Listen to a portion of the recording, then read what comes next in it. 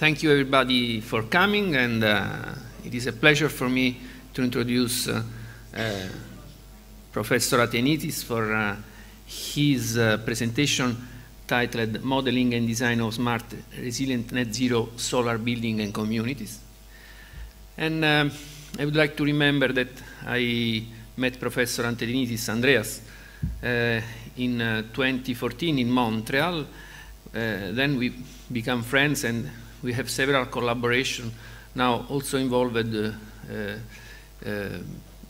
PhD student in co-tutel and scientific collaboration with my university. And I would like to remember that Andreas has many titles, and in particular I would like to remember he's chair of Canadian Academy of Engineering. He's also chair of NSERC, Natural Science and Engineering Research Council in Canada. He is also director of Concordia Center for Zero Energy Building Studies. He holds the Hydro-Quebec Industrial Chair, and he is professor or research professor at the Department of Building, Civil and Environmental Engineering. So he's for sure a worldwide expert in NZEB, in zero energy building, and also in the topic of building integrated solar system. So it could be very interesting to listen his speech that I encourage Andreas to start. And please, Andrea. Thanks, Adolfo. It feels good to be back at home. I grew up in Cyprus, although I have been in Canada for more than 40 years. Sorry, I have to remember that you are from Cyprus. Okay. Of course, okay. He is from Cyprus. That's okay. So it's nice to be in this location, although originally I'm from a town called Athienu. It's named after my grandfather. No, I'm joking. No, no, my grandfather went to another town, so they called him Athienitis. And he was a builder, actually, so we come from a construction family. And it's nice to be in this type of conference where we talk about resilient communities and smart buildings and renewable energy. So I'm very pleased to see our friends from U of Naples and make new friends from Croatia, Dr. Neven. Very nice conference and very well organized. We have 4 PhD students presenting. 2 of them are joined with University of Naples. So it's good to establish these joint programs, I think, between Canadian universities and European universities.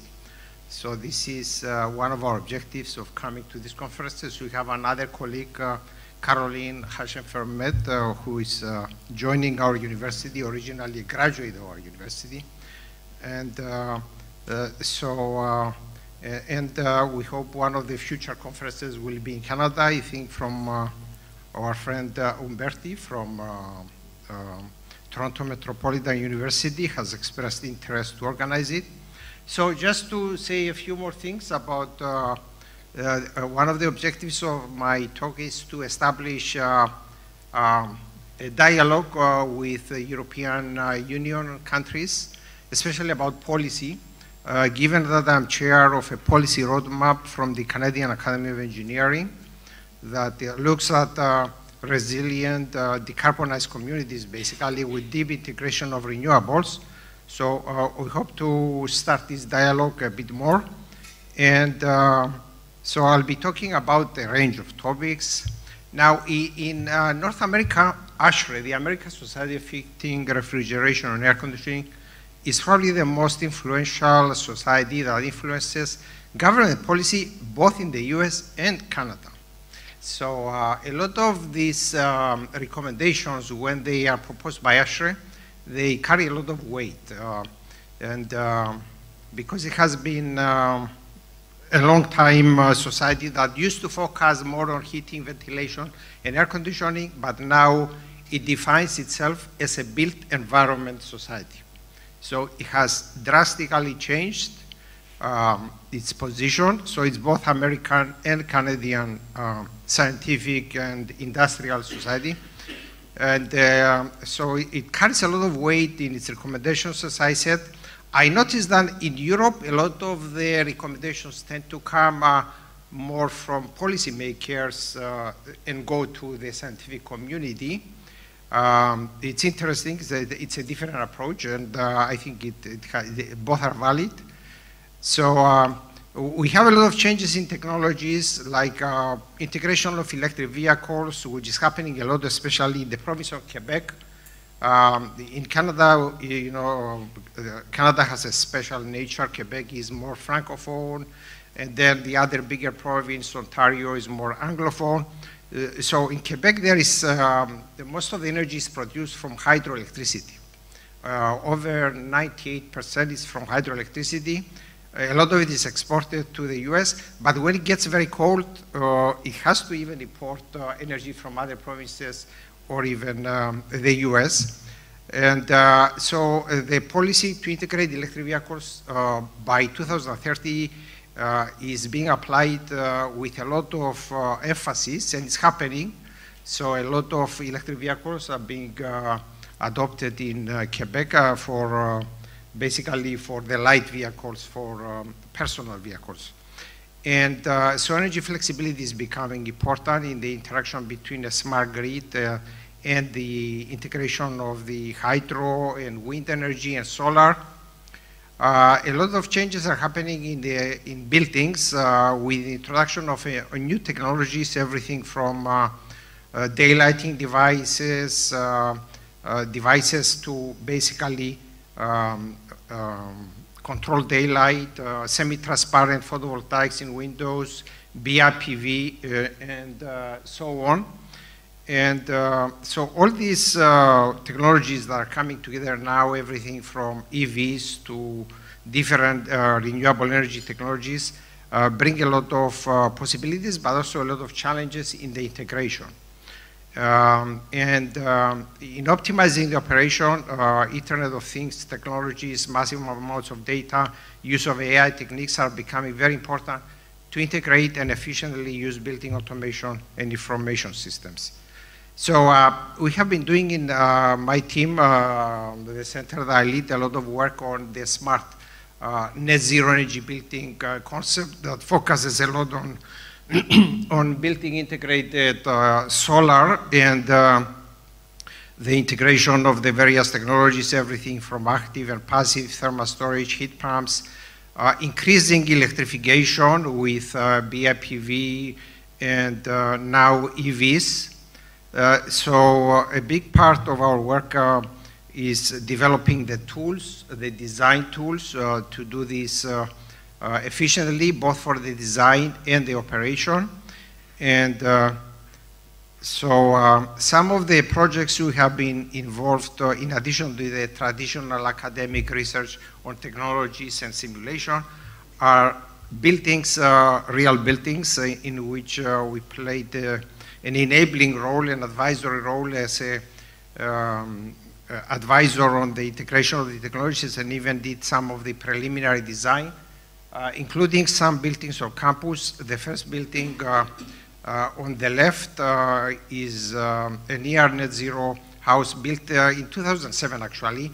Again, there the emphasis was on integration of the solar technologies on the metal roof and geothermal heating and some other technologies in the building.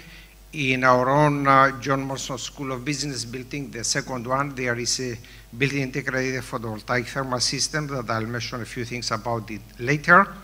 I'll spend more time on this municipal library in a suburb of Montreal, which is designed to be a net zero energy building. It's actually energy positive, you could say. And then the last one is an entry in the solar decathlon that was organized in China in 2018. It's actually the US Department of Energy. And we had a team of students together with McGill University there, architects from McGill, and they got some awards too, but it was an interesting project with some innovations as well. So talking about the Varenne Library first, which officially opened in 2016, So again, there our objective was to achieve a net zero energy building with solar on the building, as opposed to, let's say, on the parking lot. Because it's easy to do it on the parking lot, we said we would do this and achieve at the same time a nice indoor environment and optimize the grid interaction. So it has become like a living lab for us ever since. So we use it even to do some testing, especially on the grid interaction. We have a collaboration with a controls company, which is Regulvar, a Canadian controls company. And so this building includes a BEFI system, which is partly with heat recovery, so-called BEFI. And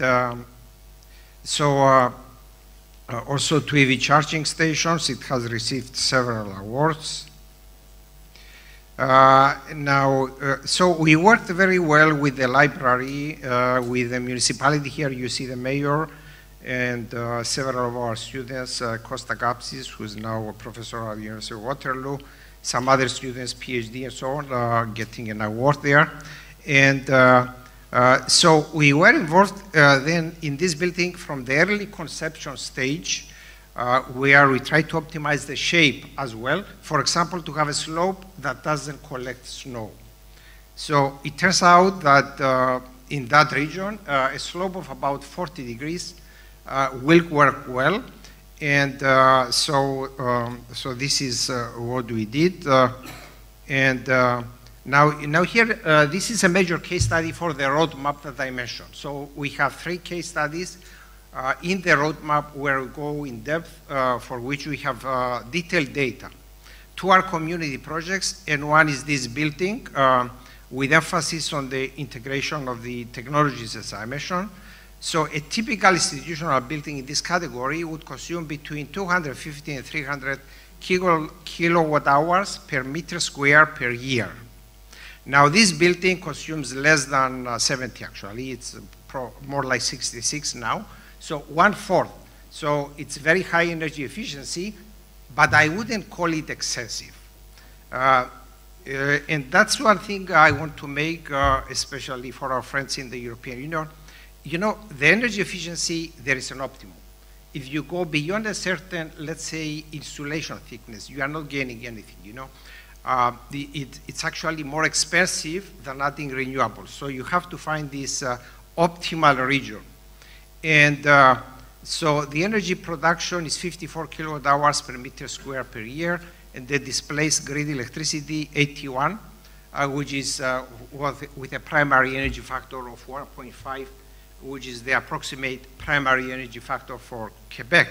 So it displaces more electricity than it consumes.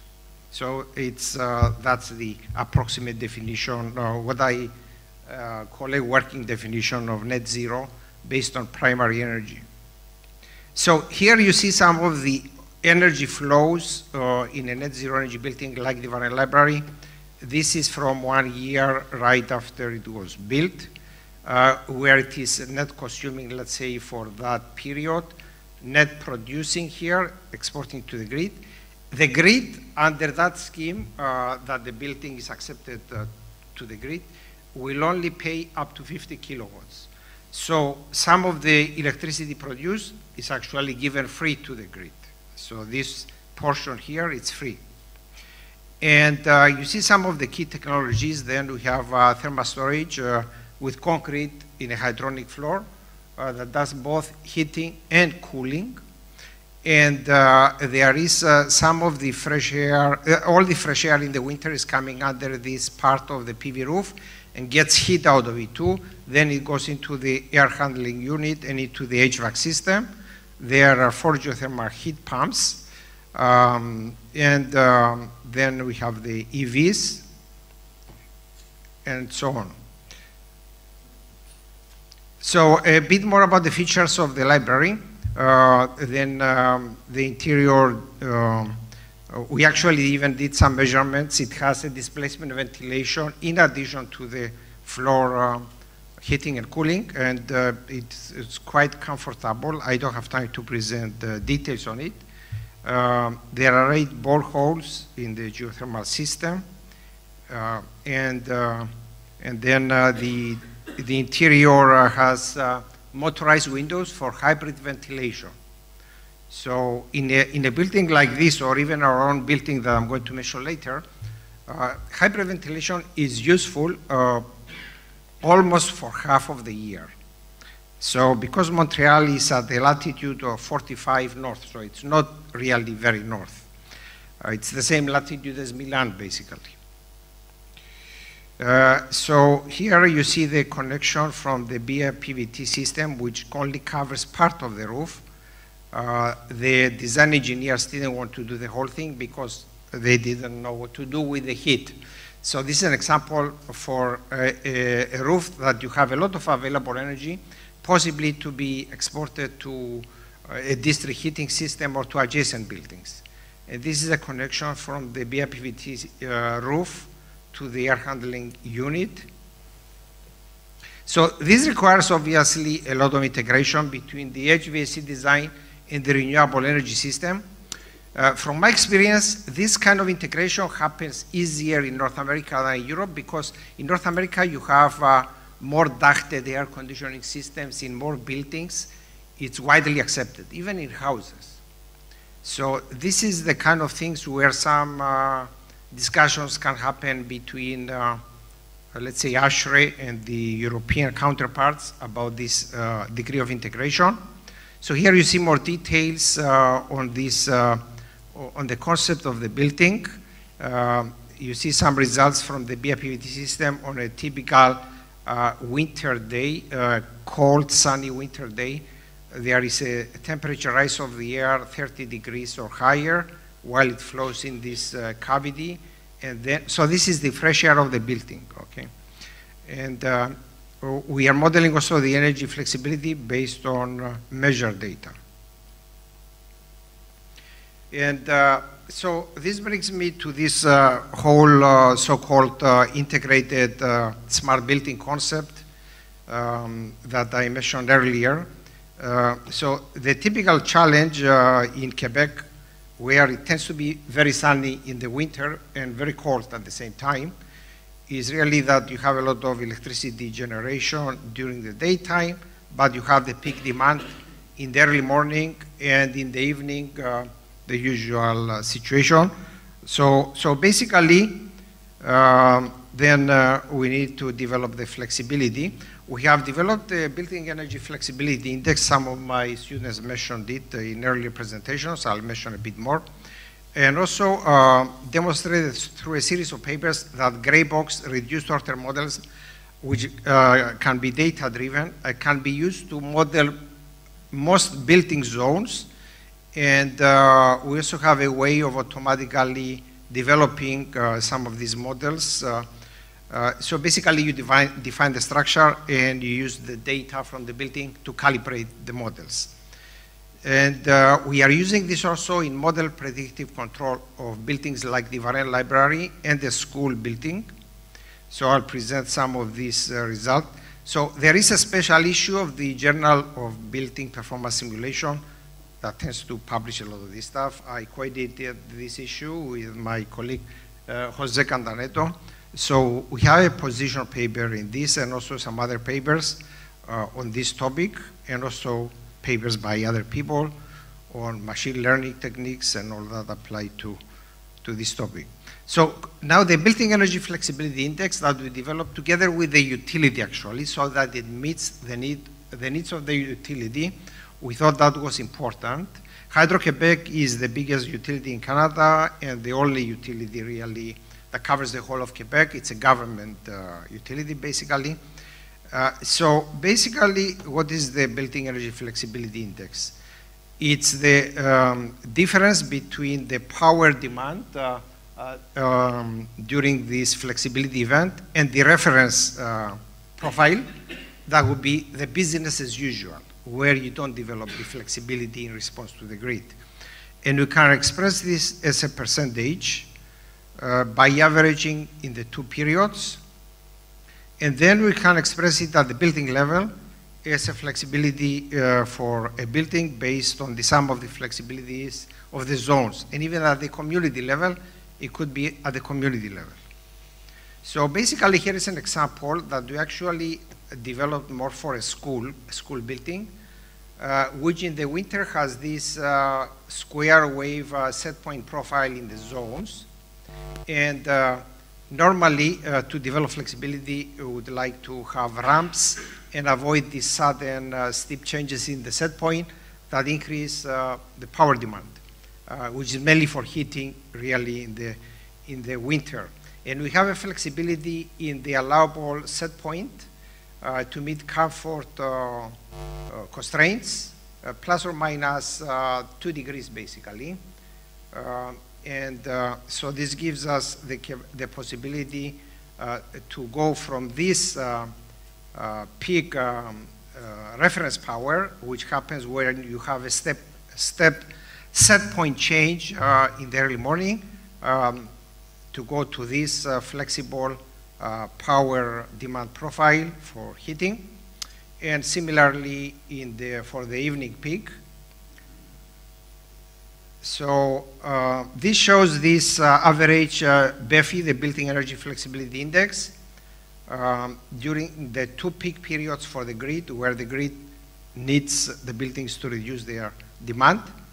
These are from 6 to 9 in the morning, and 4 to 8 in the evening to late afternoon.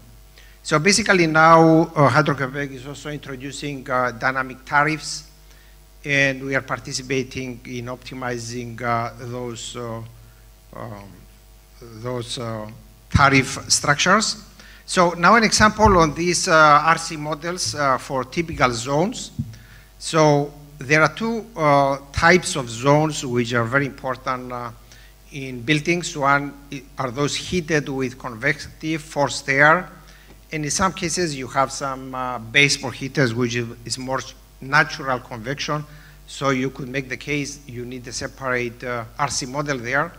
So we have found through many years of work that 3rd to 4th order models are good enough for most purposes, for optimizing the operation of the buildings, and I would say even for some design retrofits and design of buildings. So in the case of a concrete floor with floor heating, 3rd to 4th order model, for example, that's the case of the Vanel Library and some of the school zones. We also have some experimental data from some test houses. And through all this work, then we're developing archetype models for different types of buildings, different types of zones, different types of HVAC systems, and energy storage. So here's an example of the school. There is a PhD student, his name is Navid, and working on this school modeling and also the flexibility, and in collaboration with Hydro-Québec, the utility, the school, and the controls company, which are all partners in this chair that I hold. We are actually applying this. We are going to apply this. We applied it to the Vanel Library in a preliminary mode, and we are applying it to the school. And we have shown that through simulations, we can reduce the peak demand by 65%, let's say. So this is a lot. If you apply it to all the schools, there is a potential to reduce the power demand a lot. Now, an example of these archetypes for the zones with radiant heating, let's say. So here we have basically a 2nd order model for the floor heating with 2 capacitances, and the pipe is in the center. So if the pipe is in the center, you have less flexibility than if the pipe is at the bottom of the slab, because there is a longer thermal lag effect. It's more difficult to control, but if you have a good model, you can have more flexibility if the pipe is at the bottom. So this was under the IEA annex on flexible buildings. There was a PhD student who did this and is part of that work. So for example, here we have a BEFI of 88%. So we can reduce the power demand through predictive control of the floor heating, essentially heating before 6 o'clock. And so this is quite effective. Now, if the pipe is in the bottom, we achieve a BEFI of 93%. And actually, it's easier to build a floor heating system with a pipe at the bottom, because you put the pipe and then you pour the concrete over it. So actually, the student himself was there when they were pouring the concrete. So this is part of the training of our students. They do a lot of this, what I call practical manual work that creates real engineers, pouring the concrete themselves and putting the sensors in the concrete themselves. So these are some of the results from the library that I mentioned earlier, the flexibility modeling. So this is on a cold, sunny day in February. So a lot of PV production is shown here. All of it would be exported to the grid, and the grid would only take up to 50. On some days, the grid doesn't need it, so there is a strong case to do more self-consumption. So here on the right, we can increase the self-consumption a lot to the point where only this is exported to the grid. So, of course, what is optimal will depend on the needs of the grid, but this shows that we can achieve everything from practically all self-consumption to exporting all of it. So then another student worked on this, developing different optimal set point profiles based on clustering the weather data. So we have three types of days: sunny, semi-cloudy, and cloudy, and three temperature ranges. So depending on the weather prediction one day ahead, we can select an optimal set point profile that optimizes either flexibility or energy efficiency. So it depends on what your objective is. Is it to save energy or to provide flexibility to the grid? So this was a case study also in IEA Annex 81. So for example, here, this light blue line is the set point profile for energy flexibility. So a lot of preheating at night and a lot of preheating during the daytime. So basically, we are using the PV to run the heat pumps to preheat the building during the daytime to reduce the second peak as well. So then we actually applied this. So I think we are one of the few groups which do all these things vertically integrated, all the way from basic modeling to real case studies, and then having companies that are going to apply this. So we have actually done this, and there's a company that applied this in a preliminary mode. Last winter was very cold and very sunny. It was the coldest winter in maybe 40, 50 years. So definitely climate change is happening. We get very hot summers and very cold winters. So it's not just warming, it's change. So that's one of the things that is happening. It's definitely climate change, not necessarily warming in some places, or warming at some times and cooling at other times, but more extreme. So as you can see here, here is the reference profile. Here the energy consumption, so here is the profile, the net energy consumption before the application of the flexibility, and here it is with the flexibility, which is basically model predictive control applied to the building based on the weather prediction the next day. As you see, we have a big reduction in the energy consumed and the average power demand during this period 6 to 9, which is the key period for the grid. And we have significant also for the second one, but not as much. Again, this was an initial effort, and I think we can achieve practically something close to 100% reduction in those periods for this type of days. And now a few things about what is happening on our campus with some what I call demonstration projects in some of our labs. So I'll talk about this John Morstan School of Business, and also the engineering building has a hybrid ventilation system in 2 of our newest labs. So this building here is also relatively new. We had a lot of development in the last years in the downtown campus. So this gave us the opportunity to do a lot of novel things. So we have a built-in integrated photovoltaic thermal system with custom designed PV panels with black framing and everything to preheat the fresh air of the building, and the mechanical room of the building is directly behind the facade. So this was a nice application for our climate.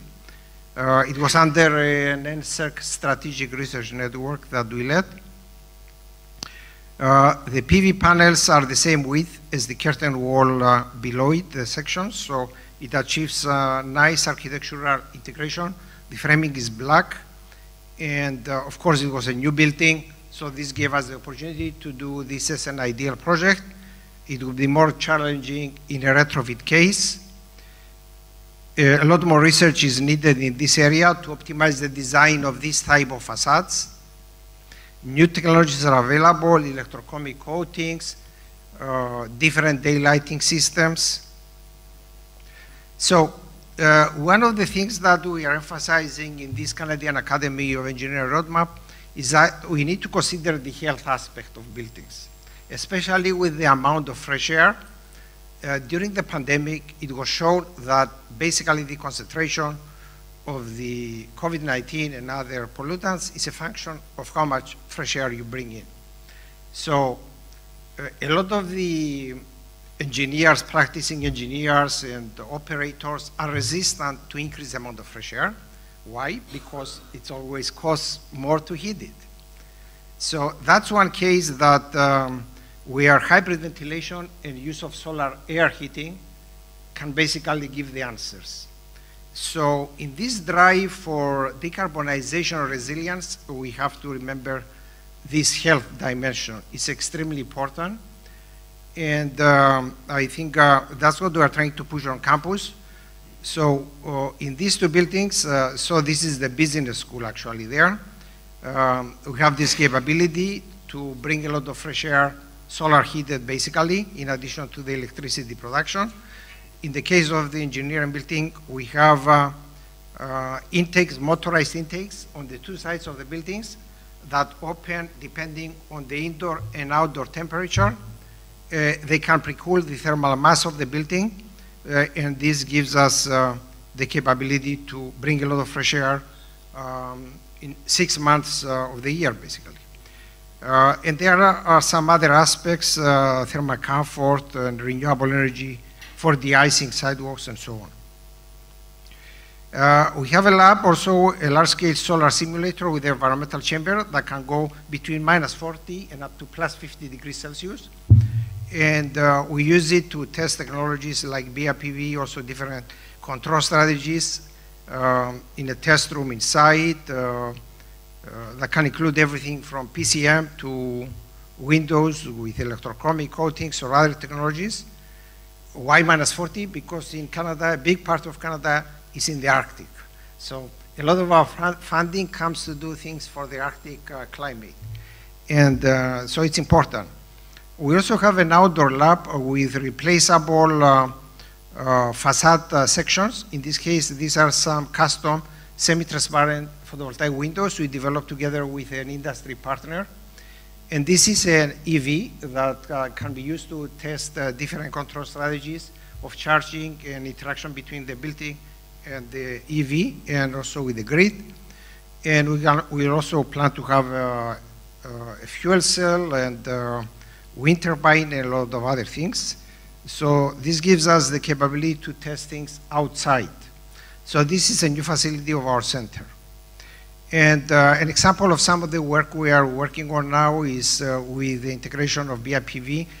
Now you might ask why our emphasis on solar air, because we need a lot of heating in the winter, and this is a cheap way of getting solar air heating at the same time as getting the electricity, and there are no moving parts.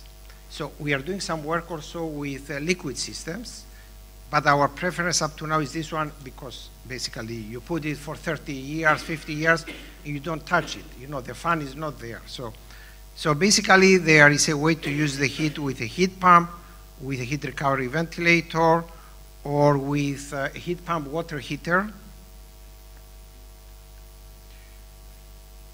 So an example of some of the work, one of the new technologies that just came out is a heat pump water heater, where you can connect basically ducted air, and it has its own fan and everything. So we used it basically for some flexibility studies and finding things like under different tariff structures, critical event, daytime charging, time of use, and so on. What is the most important parameter? It's really the size of the thermal storage. So the size of the tank is very important. Of course, the size of the heat pump is also important. Now, another project that I want to mention is about at the community level. We have a partner that developed a smart community in London, in Ontario, the adjacent province to Quebec.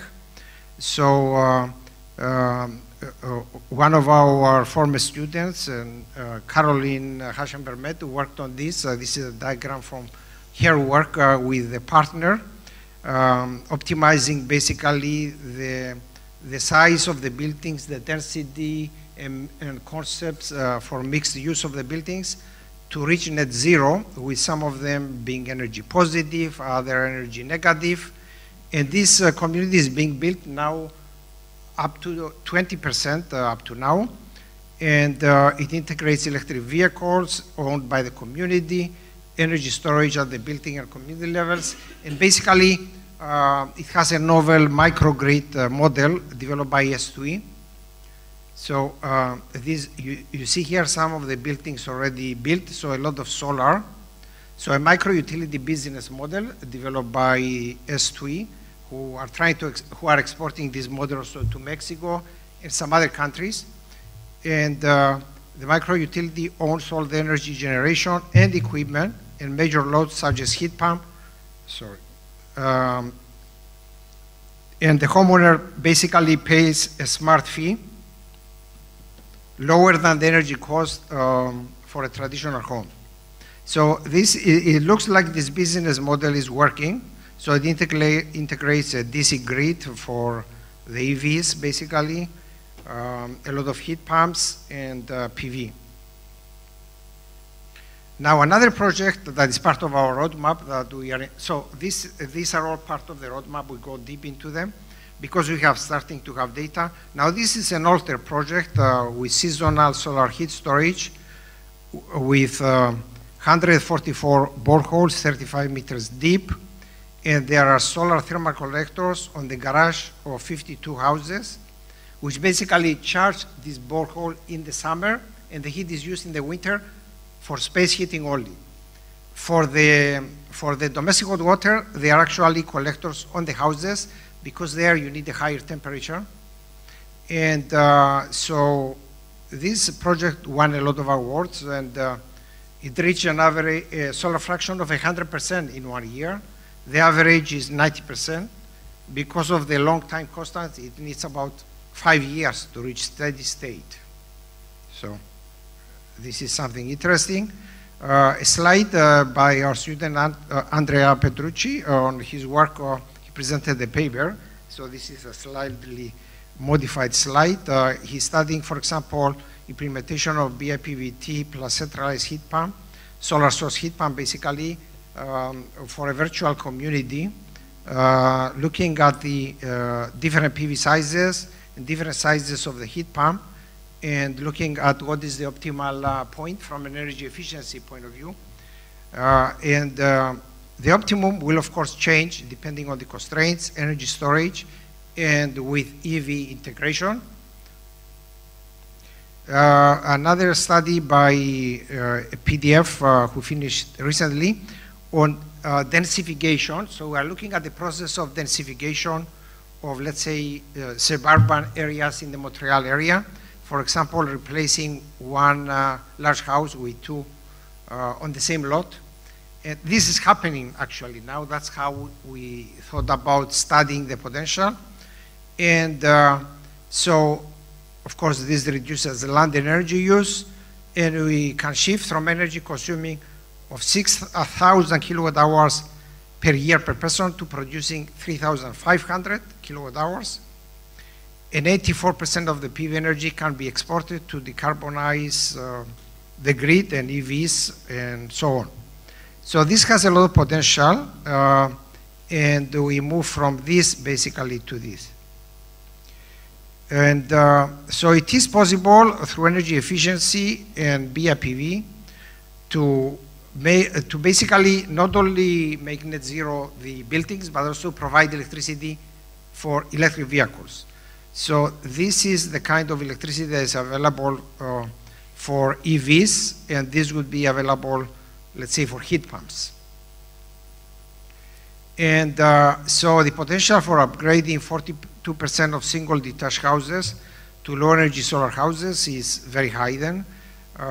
So basically we can electrify mobility up to 100%, and the GHG emissions payback is 3 to 4 years for retrofits and 6 to 11 for rebuilds, and up to 34% reduction in greenhouse gas emissions. So my last slide, I hope I'm on time, Mr. Chair. It's okay. Okay. Okay, so we have, my point here, main message, we have many different ways to reach net zero. So there is no single solution. The optimal solution will depend on the location. Now, why does the seasonal storage of solar heat work in a place like Alberta? It's much colder than Montreal. It's also further up north, about the latitude of London, I believe.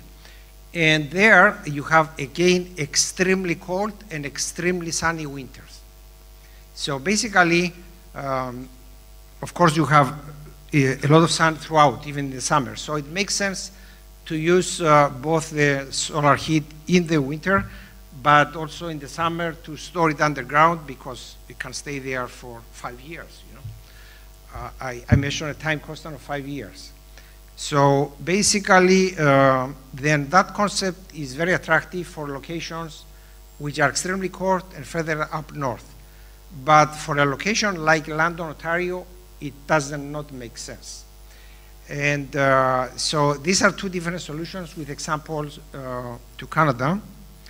And one thing that we need to push for is really this health aspect and the comfortable indoor environment, because these are often forgotten when there is a fashion, whether the fashion is decarbonization or resilience or a new buzzword from politicians, you know? I mean, the way I see it, there are the two different approaches I mentioned from North America and Europe. They are both valid, you know, but I think there is probably an optimal combination of what comes from scientific societies and what comes from politicians. So I'll be happy to answer any questions. Thank you, Andrea.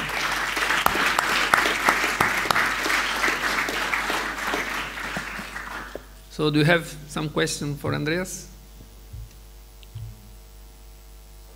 Okay, we have one. Yeah, thanks for the interesting talk. It's a very good overview, I think. Wait. Oh, this is even better. Okay, so I was just saying thank you for the very good talk. I think it was a very good overview of all the different technologies. I was just wondering why the focus on PV plus heat pump rather than just doing solar thermal? Is it too cold for solar thermal, or is it just more costly? No, or? We are looking at all possible combinations, solar thermal, PV, PVT, heat pumps, and even some other technologies that I did not mention. So we are looking at different combinations of technologies. Okay, thank you. Yeah. We have some other question. One there. Here. Another one there in first line. Thank you. Hi there, I'm Nicole Miranda from Oxford. I was wondering, you mentioned the thermal comfort for the library, and if you have, how you measured thermal comfort of the users, and if you've explored how to measure it apart from temperature. Yeah, that's a very good question. Basically, we're just starting that now. We have done some preliminary measurements of the mean radiant temperature with an infrared camera. And also we have actually sensors in some of the surfaces. For example, the floor, we have measured air velocities, we have measured globe temperature, operative temperature. So there will be a student actually studying that particular aspect. So I would say it's one of the most difficult aspects I have to measure. And initially we made the mistake of assigning one student to do everything, but of course, you know, I mean, it's a complex project.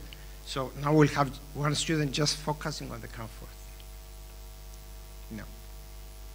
Then we have a question here in first line.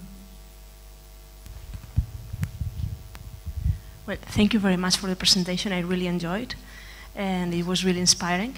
I'm Carla Montagud from the Polytechnical University of Valencia, and I have probably a simple question doing with what does it mean flexibility? You take advantage of the inertia, thermal inertia of the system, is more doing with that. That is a simple question. And then a comment regarding with your suggestion that we should find a compromise solution between politicians and scientists. Well, I have to let you know that in my campus, I am Deputy Director of the School of Industrial Engineering for Sustainable Development.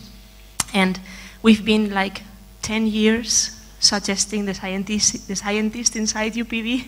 We've been 10 years suggesting the rectorate to do things, to transform the campus in order to be more sustainable, but they didn't want to do it from the politician point of view. But then, if you suggest, you need politicians to follow, otherwise it will not happen. This is what happened to us. Thank you. That's always the eternal problem, you know. I mean, how to convince even the administration of universities to do things, I mean, it's always a strategy, you know. I mean, you have to have a strong group supporting you within the university, and there is a communication strategy. I mean, you have to present things in a simple way. Very often, scientists cannot present things in a simple way. I keep telling that to my students. I tell them, you know, use a bigger font, use different colors, but some of them listen, some of them don't. Most of them don't. If you tell them 10 times, maybe they will listen.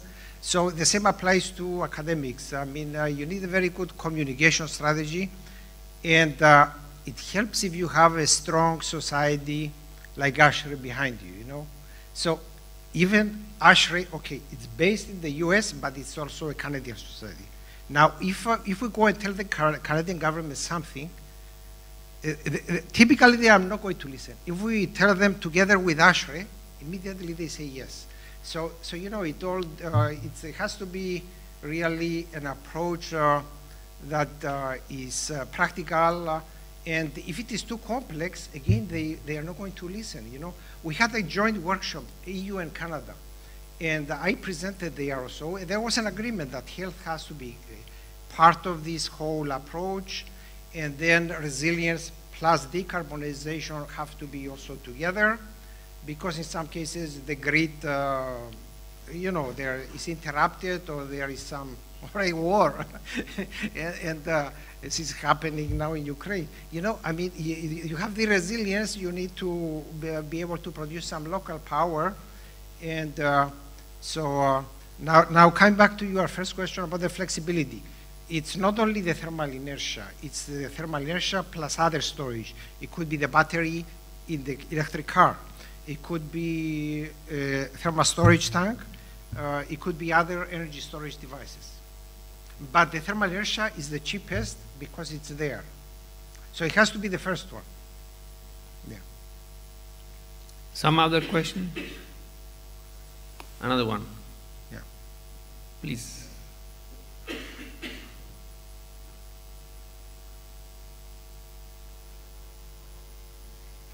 Here in the middle.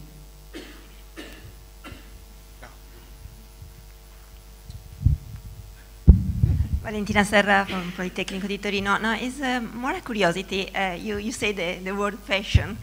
At this moment, it seems that the personalized environmental comfort system is one of the fashion system. Which is your opinion on this trajectory, on this technology, the personalized control of the space? The personalized control? Yeah, the PEX. Okay. Okay. I mean, it's a valid approach if you accept that not every part of the building is going to be at the same comfort level, okay? And this is okay if you have a building which is old, maybe not well insulated,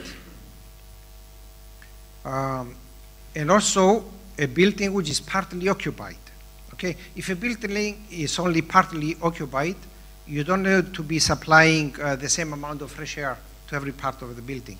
So that's where I think the personalized comfort is becoming very practical and extremely important. So it is important, but comfort has to be part of this design and also the energy analysis too. Yeah. Thank you. Some other question? We have questions on Zoom. Online. Online question. Yes, we have our first question from Zoom, from Akram Sandwell. He asked, have you also looked into flexibility solutions for buildings that locate in more densely built areas? And thank you for your answer. So what was the last word? Densely built areas? Yes. Okay. Yes, in densely built areas, I mean, you always have thermal mass in the building. And with old buildings, typically you have quite a lot of thermal mass, especially in European cities or even some other places. So the challenge will be to have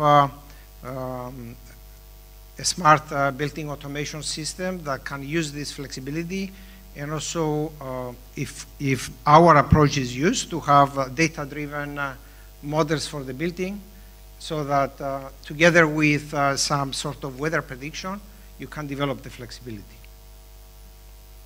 So it will be preheating or pre-cooling. Okay. Some other question? I have a very quick curiosity for you.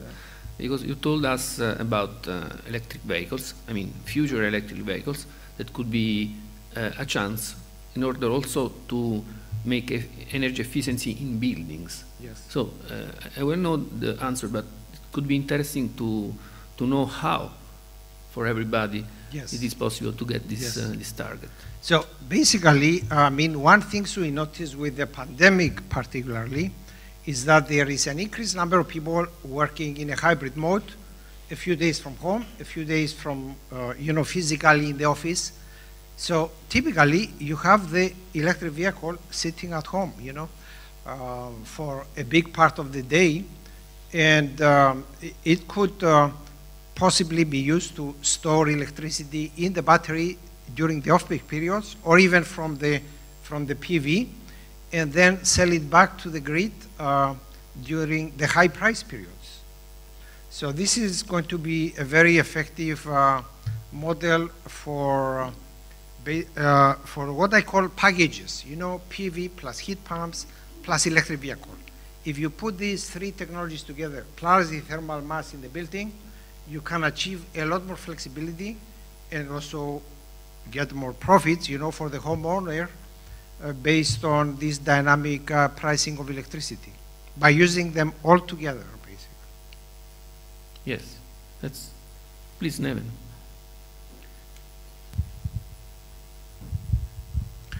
In Europe, we see quite a lot of hot water as a way of increasing the flexibility of buildings, or even more on district heating level, because hot water storage is extremely cheap compared to all other systems, and you always need, you can always get heat out of hot water.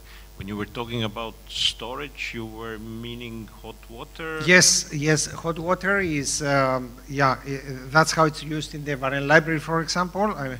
It's hot water. And in many of the other cases, the heat pump water heater it's the water together with a heat pump. So I would put first the thermal mass, then the hot water, and then everything else. Okay, and what about interaction with markets? I don't know how markets are working in Canada, but if they're in, as in US, it's 5 minutes nodal-based Yes. markets. Can buildings play somehow on those markets? Yes, yes, they can do it, and that's part of our collaboration with Hydro-Quebec. Yeah. Yeah. Professor Noro. Thank you for your presentation. Marco Noro, University of Padua. How do you think about hydrogen in buildings? I think it's going to be an important technology in the future. I mean, it all depends how fast the technology develops.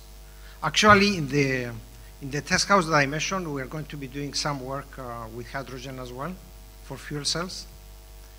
So I think it's going to become important. I mean, batteries are cheaper, they have developed faster. The reality is that batteries are really going down in cost a lot.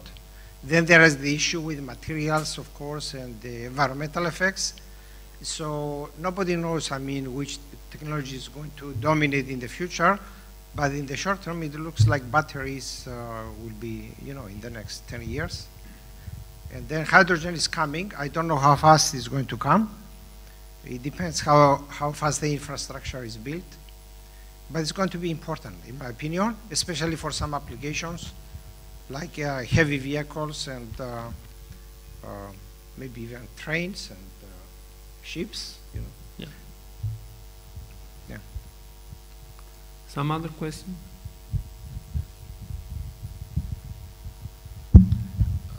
We have another question from Laura Eneli.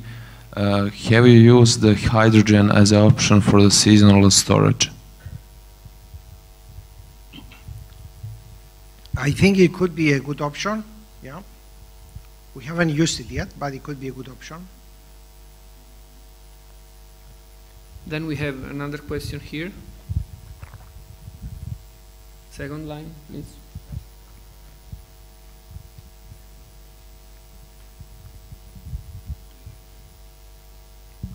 Thank you, and thank you for your presentation. I'm Claudia Fabiani from Perugia University, and I was wondering, you've been discussing about the possibility to integrate different kind of renewables and technologies and having to find like an optimum for all this complexity of the system. And it came to my mind that it would be a very complex system, that it's difficult to be used by the occupant properly. So do you think it could be reasonable to start thinking also about a sort of, you know, a way to teach the occupant how to use the best these kind of technologies, especially when they are integrated, and maybe that we could consider also the role of the occupant in the controls, so like, you know, develop some kind of triggers that allows the occupant to use the different technologies at the best way possible. Yeah, I think this is very important, and it's happening already with smart thermostats. Some of the smart thermostats have nice graphics that explain easily some of the concepts of set points, for example. But the role of the occupant is very important, and training of people, just like you train people to drive a car, is going to be important. Some more questions? Okay. No, regarding electric vehicles, it's interesting also to think about the possibility to exchange energy between buildings. So let's say, not in Canada, but often in Europe you have historical buildings in the center of the city that you cannot refurbish. You can put renewable energy, solar, for example, renewable energy from house to the office in the center of the city by cars. Yeah. So could be interesting also this concept. I totally agree, yeah. So, if we don't have any more questions, I thank you, Andreas, thank the organizers for your interesting speech. Okay. and also for the interesting discussion. And please, probably now we can have lunch. So thank you so much for your attendance. Thank you, Andreas.